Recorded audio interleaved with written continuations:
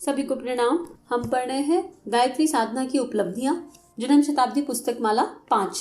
तो आइए परम पूज्य से प्रार्थना करें कि जो ये हम पढ़ रहे हैं ये हमारे अंतःकरण में उतर सके। गायत्री मंत्र के साथ स्वाध्याय का आरंभ करते हैं। स्वयं के अध्ययन की ओर एक कदम। ओम भूर्भुवः स्वः तत्सवितुर्वरेण्यं भर्गो देवस्य धीमहि धियो यो नः प्रचोदयात्। गुरुदेव हमें समझा रहे हैं कि गायत्री साधना से क्या क्या लाभ हैं। तो गुरुदेव ने इन लाभों के बारे में हमें बताया। तो हमें प्राण के बारे में बताया, साहस के बारे में बताया, आयु के बारे में बताया और प्रजा के बारे में बताया, अर्थात संतान के बारे में, और उसका सही स्वरूप समझाया। अब आगे गुरुदेव कह रहे हैं कीर्ति। उस मंत्र में आया था ना, अथर्ववेद का जो मंत्र है, अगर भूल गए हो तो उस मंत्र को दोबारा से एक बार ले लेते हैं।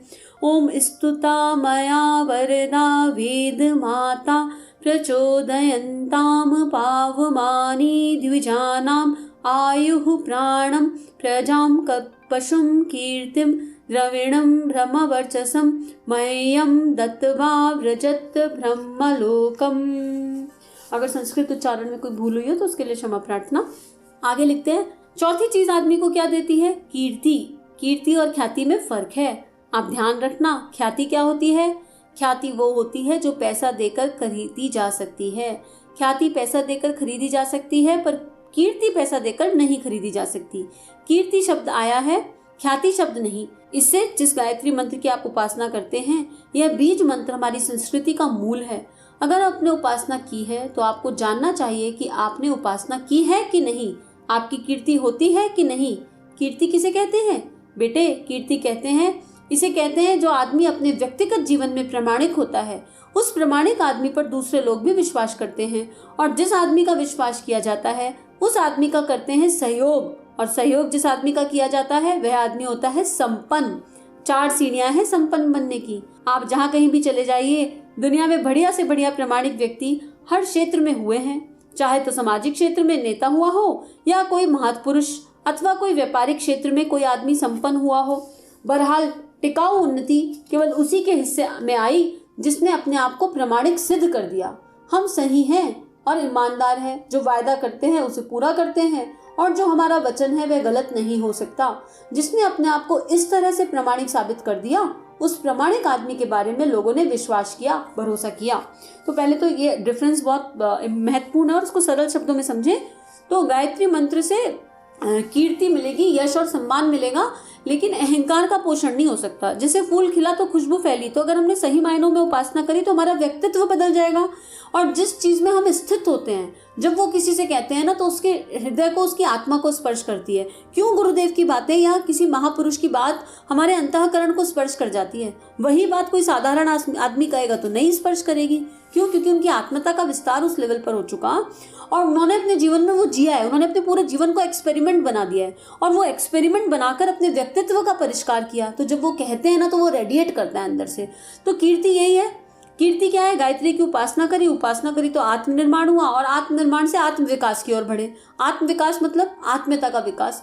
आत्मीयता का विकास हुआ, और फिर करुणा भाव से आप कहते हो जो कहते हो। जब आप किसी को कुछ दृष्टा भाव में अगर कोई दिख जाता है दुखी, पतित, या ऐसा लगता है कि भाई भगवान ये क्या कर रहे हैं अपने जीवन के साथ, तो आपके भीतर क्रोध नहीं आता, फिर करुणा आती है, प्रेम आता है कि जो मुझे दिया, हे परमात्मा, जो मुझे मिल गया वो इस आत्मा को भी मिल जाए, जिससे मेरा उद्धार हुआ, इस आत्मा का, इस शरीर का, इस भाव का, इस मन का, वही शक्ति इस प्राणी को मिल जाए और इसका भी उद्धार हो जाए।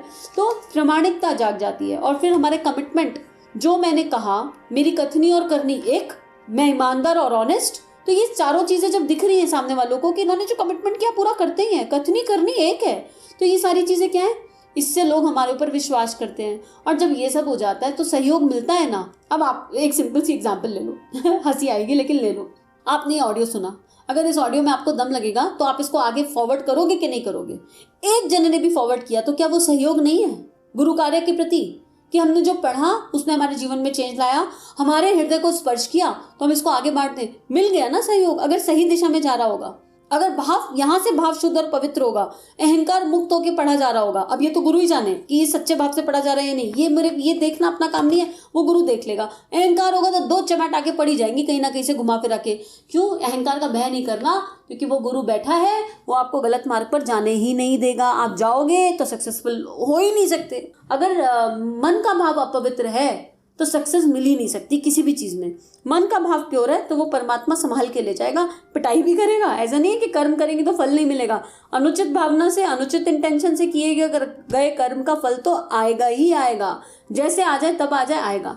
तो कीर्ति मिल जाती है। आगे लिख रहे हैं, गायत्री मंत्र कीर्ति कैसे प्रदान करता है? कीर्ति उसे कहते हैं जिसमें आदमी को गर्व हो। हमने जिंदगी इस तरह बिताई कि जिससे हमको गर्व और संतोष है। ऐसी बातें पढ़ के ना पता नहीं क्यों रोना आ जाता है। दुनिया ने जिस आदमी की प्रशंसा की उस आदमी को संतोष भी हो सकता है। प्रशंसा के लिए कितना प्यासा है आदमी, कहाँ से मारा मारा डोलता है। प्रशंसा के लिए जाने क्या क्या करता है। कोई कपड़े पहनता है, कोई फैशन बनाता है, कोई मकान करता है, कोई विवाह शादियों में धूम धड़क्का मचाता है, कोई विज्ञापन करता है, कोई अपने नाम के पत्थर लगवाता है, जाने कितने खेल खिलौने आदमी करता है। तो अगर हम कोई कार्य प्रशंसा पाने के लिए कर रहे हैं तो यकीन मानो हम अपनी आत्मा का हनन कर रहे हैं। आप कोई कार्य कर रहे हो और प्रशंसा हो रही है, वेल एंड गुड। उस प्रशंसा का असर आप पर पड़ेगा नहीं। आप समता में रहोगे, गुरु चरणों में रखते जाओगे। परमात्मा की कृपा से हो रहा है, जो उनकी कृपा से हो रहा है वो उनके श्री चरणों में समर्पित। लेकिन अगर मूल भाव ही प्रशंसा पाना होगा तो जब तक प्रशंसा मिलेगी तब तक खुश, और जब नहीं मिलेगी तो डिमोटिवेटेड। और अहंकार का पोषण अलग होगा। तो गुरुदेव कह रहे हैं कि पता नहीं इंसान क्या क्या करता है इसको पाने के लिए, नेम फेम ईगो को सेटिस्फाई करने के लिए। लेकिन अगर हम गायत्री मंत्र को प्रामाणिक तौर से और सही तरीके से कर लें तो भीतर फिर प्रशंसा का ये वाला भाव चला जाएगा, आत्मनिर्माण की यात्रा शुरू हो जाएगी और कीर्ति अपने आप मिलने लगेगी। ऐसी कीर्ति जो हमेशा रहेगी। हम याद नहीं करते विवेकानंद को, हम ठाकुर रामकृष्ण परमहंस को स्मरण नहीं करते, हम माँ शारदा को स्मरण नहीं करते, गुरुदेव को स्मरण नहीं करते। शरीर भाव छूट गया लेकिन स्मरण करते हैं। गुरुदेव कल के स्वाध्याय में कितने विशेष नाम ले रहे थे। गांधी जी को स्मरण करते हैं, जवाहरलाल नेहरू को स्मरण करते हैं, सारी श्रेष्ठ आत्माओं को, भगत सिंह को आज तक स्मरण करते हैं। क्या है ये स्मरण? उनकी कीर्ति है, उनकी कीर्ति का गुणगान गाते हैं।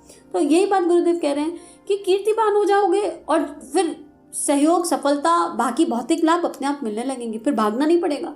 वो एक मूवी है ना 3 इडियट, उसके लास्ट में बड़ा अच्छा डायलॉग आता है कि एक्सीलेंस, सफलता के अपने आप, मतलब एक्सीलेंस के पीछे भागो, सफलता अपने आप आएगी। पैसे के पीछे, रुपए के पीछे, मेटेरियलिस्टिक चीजों के पीछे मत भागो। तो फिर क्या मिल रहा है इससे? आयु समझ में आ गई, प्राण समझ में आ गया, प्रजाम भी समझ में आ गई, उसके बाद कीर्ति भी समझ में आ गई। उसके बाद क्या है? पशु, और के बाद द्रविणम। तो अर्थात द्रविणम मतलब धन, धन की शक्ति।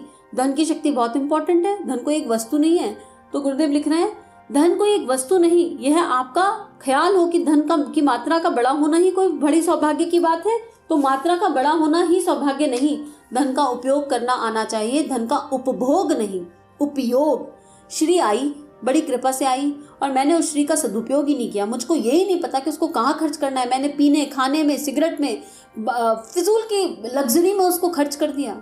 और दुनिया में इतने दीनहीन घूम रहे हैं, इतने तकलीफ में लोग घूम रहे हैं, और हम अपने संग्रह में ही लगे पड़े हैं। तो एक टाइम पे वो श्री आना भी बंद हो जाएगा। यकीन मानो वो बंद हो जाएगा। अगर नहीं तो हॉस्पिटलाइजेशन, ऐसे फिजूल के कामों में खर्च होगी कि हम सोच भी नहीं सकते हैं। तो गुरुदेव लिख रहे हैं कि धन अगर आ रहा है तो भगवान से प्रार्थना करो कि हे भगवान, अगर श्री आ रही है तो कृपा भी आए, श्री आ रही है तो विवेक भी जागृत हो, और उस विवेक से उस धन का उपयोग हो। तो थोड़े से पैसे जिन लोगों के पास हैं, उन लोगों ने दुनिया में इस बढ़िया तरीके से धन का उपयोग करके दिखाया कि लखपति, करोड़पति, अरबपति और खरबपति भी वह लाभ नहीं उठा सकते। उन लोगों ने थोड़े से पैसे का सही इस्तेमाल करके उपयोग कर लिया है। धन की समस्या, आर्थिक समस्या तीनों बातों पर टिकी है। एक आदमी मशक्कत करता हो, मेहनती हो। जो आदमी मेहनती नहीं, वह सारी जिंदगी भर दरिद्र रहेगा। तो अगर आपको श्री की शक्ति चाहिए तो हार्ड वर्क चाहिए, तो हार्ड वर्क तो हर जगह चाहिए, खाली श्री की शक्ति के लिए नहीं। इसके पीछे जो शक्तियां गुरुदेव ने बताई उनके लिए क्या हार्ड वर्क नहीं चाहिए? आत्मनिर्माण कोई आसान है? साहस का कार्य कोई आसान है? तो परिश्रम अभ्यास, सतत अभ्यास, रेगुलरिटी, नियमितता, ये तो आवश्यक अंग है। और ये अंग जीवन में आ जाएंगे तो बाकी सारी शक्ति आ जाएंगी, दरिद्रता रह ही नहीं सकती। और यकीन मानो जब हम सही तरीके से गायत्री उपासना करते हैं ना, तो हमारे पास संग्रह हो या नहीं हो, हमारा कोई काम रुकेगा नहीं। ये एक्सपीरियंशियल है, कोई काम जीवन का रुकेगा नहीं। गारंटी ले लो आप। अगर आपने दिल से, मन से, अंतर आत्मा से समर्पित होकर भगवान की शरण ली है तो आपका जीवन किस सहजता से कटेगा इसका अंदाजा आपको भी नहीं लगेगा। तो आगे गुरुदेव लिख रहे हैं, दरिद्रता क्या है? दरिद्रता का मूल है आलस। आलस का मूल है दरिद्रता। दरिद्रता और आलस दोनों आपस में जुड़े हुए हैं। आदमी अगर मशक्कत नहीं करेगा तो गरीब रहेगा। आदमी के अंदर अगर ये महत्वाकांक्षा नहीं होगी कि हम अपनी योग्यता को बढ़ाएं, तो वो है जहाँ है जमकर बैठ जाएगा, वहीं बैठा रहेगा। मुझे अपनी प्रतिभा का पता चल गया कि मेरे पास ये क्वालिटी है, उस प्रतिभा पे काम करने के लिए उठना पड़ेगा, जागना पड़ेगा, काम करना पड़ेगा। हम सोचते रहे कि अरे अभी तो हमारे पास रिसोर्सेज नहीं है, अभी कल कर लेंगे, अभी परसों कर लेंगे, तो नहीं होने वाला है। अरे आज इसी पल उठो ना, प्रतिभा पता चल गई। एक चाय बनाने वाले को जब ये पता चल जाता है कि उसकी चाय सर्वश्रेष्ठ है, बहुत अच्छी है, तो वो एक चाय बनाने वालों के बिजनेस कितने चल रहे हैं जरा दुनिया में ताकि देखो। ब्रांड के नाम से चाय वालों के ब्रांड्स हैं, लेकिन उसने पहली बार शुरू कब किया? अपनी प्रतिभा जानी कि मुझे चाय बनाना आता है, कोई दीनहीन भाव नहीं, कोई दीनहीन विचार नहीं, मुझे चाय बनाना आता है। उसने इसको छोटा नहीं माना, मेरी ये प्रतिभा है, अब मुझे इसी पे मेहनत करनी है। उसने मल्टी कलर मल्टी फ्लेवर चाय बनाना शुरू कर दिया। धीरे से एक छोटी सी दुकान खोली, खोलते खोलते बड़ा बिजनेस खुल गया। क्यों? क्योंकि अंदर आत्मविश्वास की शक्ति थी, अपनी योग्यताओं को बढ़ाने के लिए काम किया, मेहनत की। तो हम कब बढ़ाएंगे? मुझे पता चल गया कि मेरा पेंटिंग ब्रश पर हाथ अच्छा चलता है, तो केवल इसी से काम हो जाएगा क्या? अरे भगवान ने क्वालिटी दी है, टैलेंट दिया है, निखारो उसको, मेहनत करो, रोज अभ्यास करो। पेंटिंग ब्रश रोज उठाए बिना नींद नहीं आनी चाहिए। कब तक? जब तक वहां तक ना पहुंच जाए जहां तक आत्मा को संतोष ना मिले। तो उसके लिए आलस्य त्यागना पड़ेगा, राइट। और किसी को ब्लेम गेम नहीं खेल सकते हम यहाँ पर। तो यहाँ पे यही कह रहे गुरुदेव, यही रोना रोता रहोगे कि माँ बाप ने हमारा 5वां दर्जा पास करा दिया था साहब, हमारे कर्म में इससे ज्यादा विद्या नहीं लिखी थी। 5वें दर्जे तक पढ़ाकर बाप मर गया, फिर हमने स्कूल छोड़ दिया, फिर क्यों नहीं पढ़ा, हमारा बाप मर गया। आदमी इस तरह से रोटी कमाते, उसी तरह से अपनी ज्ञान, योग्यता और क्षमता का संवर्धन करने के लिए निरंतर प्रयत्नशील रहना चाहिए। विदेशों में आप जाकर देखिए, वहाँ नाइट स्कूल चलते हैं, आदमी नौकरी भी करते हैं और रात में अपनी योग्यता भी बढ़ाते हैं। तो यहाँ गुरुदेव ने इतने बड़ा एग्जाम्पल दे दिया, इससे बड़ी ज्यादा क्या बात होगी कि किसी के फादर ही नहीं रहे, बच्चे के पास पढ़ने के लिए कुछ अवेलेबल ही नहीं है रिसोर्सेज। कह रहे उसमें भी, ऐसी परिस्थिति में भी गिव अप नहीं करना, किसी हाल में गिव अप नहीं करना। ऐसी सिचुएशन में भी खड़े हो जाओ, उठो, चलो, और जो साधन है, जहां है, जैसे है, वहां से शुरू करो। कुछ नहीं समझ में आ रहा तो सविता का प्रकाश अपने ऊपर डाल के देखो। 90 दिन सुबह सुबह पूरे दिल से, मन से, सूर्योदय से 2 घंटे पूर्व उठकर, मेरे से नहीं उठा जाता, लेकिन इसका मतलब ये नहीं है कि मैं अगर नहीं कर रही हूँ तो आप भी ना करो, अनुचित है। और मैं उठ नहीं सकती, ऐसा नहीं है।